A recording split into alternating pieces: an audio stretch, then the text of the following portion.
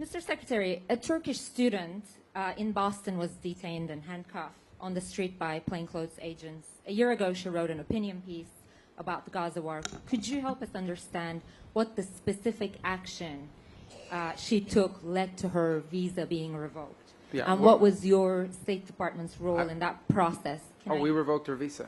It's an F1 visa, I believe.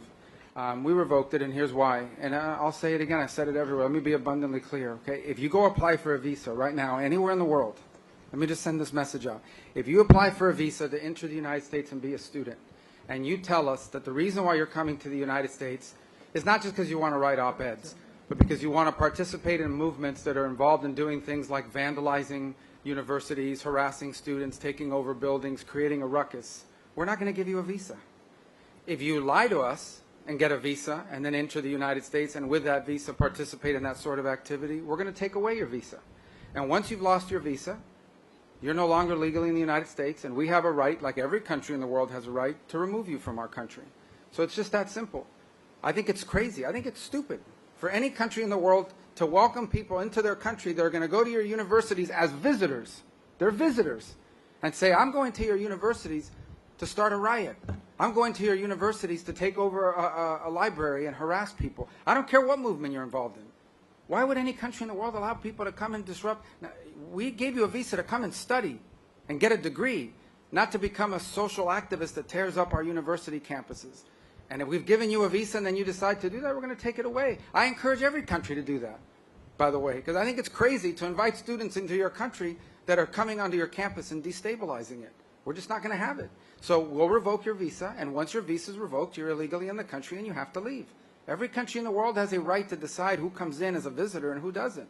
If you invite me into your home because you say, I want to come to your house for dinner, and I go to your house and I start putting mud on your couch and spray painting your kitchen, I bet you're going to kick me out.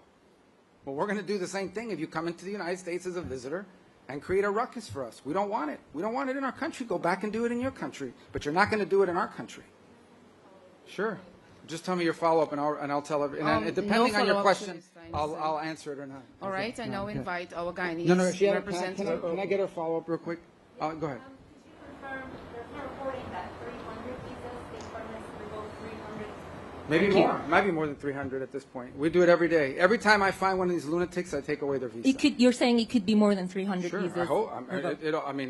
At some point, I hope we run out because we've gotten rid of all of them. But we're looking every day for these lunatics that are tearing things up. And by the way, we want to get rid of gang members, too. So Venezuela sent us a bunch of gang members. I'm sure you've heard of Tren de Aragua, Mr. President. Terrible gang, vicious gang.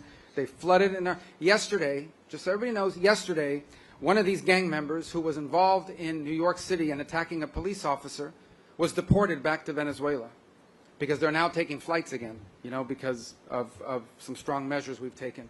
And this guy lands. This guy's a guy that attacked a police officer in New York City and laughed about it in court with a smirk on his face.